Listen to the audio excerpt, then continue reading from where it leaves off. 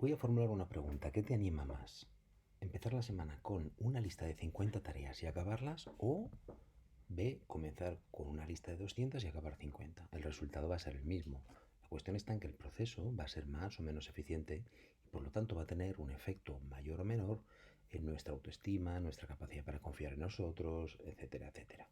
Creo que está muy claro.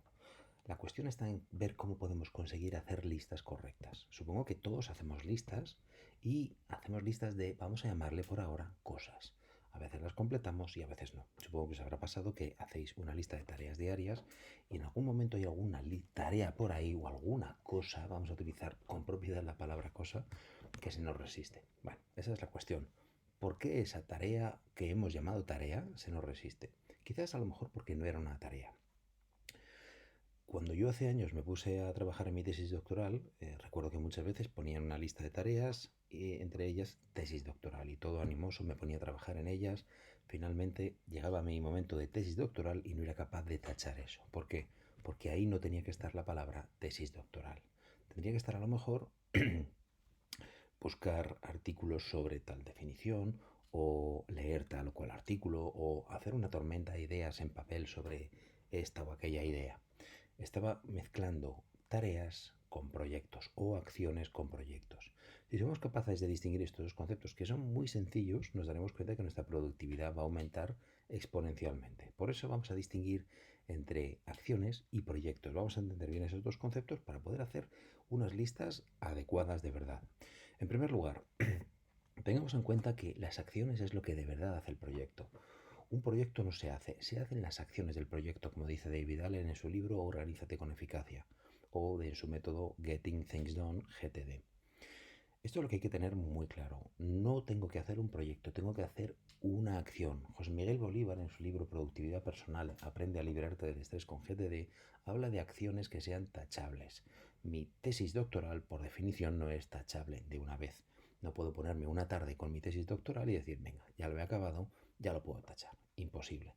Hay que distinguir acciones de proyectos y hay que ver que un proyecto puede englobar un montón de acciones. Eso en primer lugar, y es que las acciones es lo que hace el proyecto. En segundo lugar, que las acciones están dentro del proyecto, no al revés.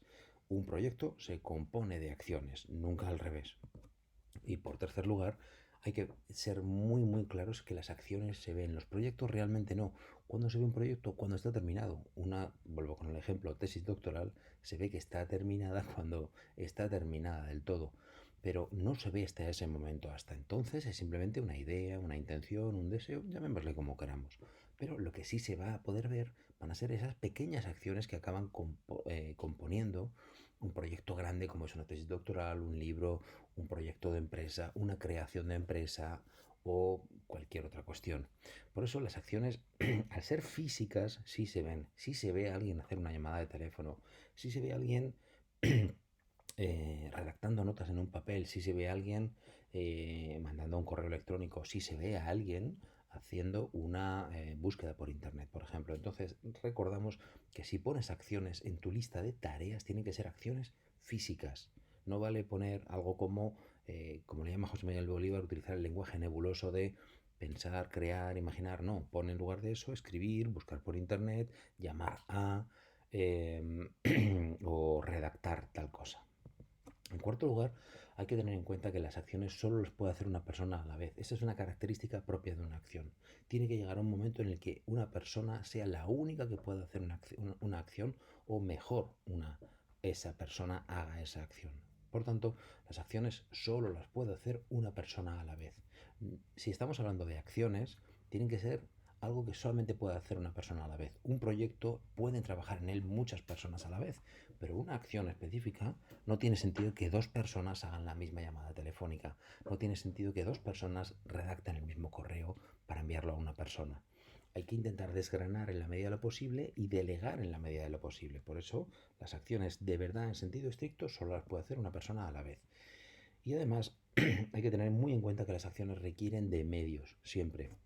Vas a necesitar un ordenador, vas a necesitar un Mac, vas a necesitar estar con una persona determinada para hablar de algo en concreto, vas a necesitar un teléfono, vas a necesitar un programa específico de software, vas a necesitar una maquinaria, una herramienta, un espacio o una oficina concreta. No es lo mismo la oficina de la ciudad A que la de la ciudad B, por ejemplo.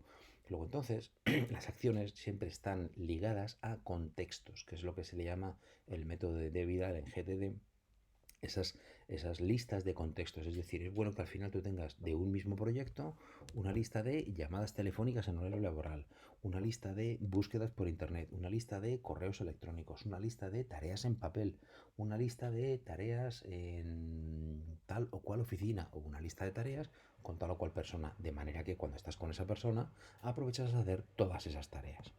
Y por último, hay que tener en cuenta que las acciones solo se pueden hacer de una vez. Esto es, una llamada telefónica no es algo que uno puede interrumpir. Bueno, hago una parte de la llamada ahora y la hago después.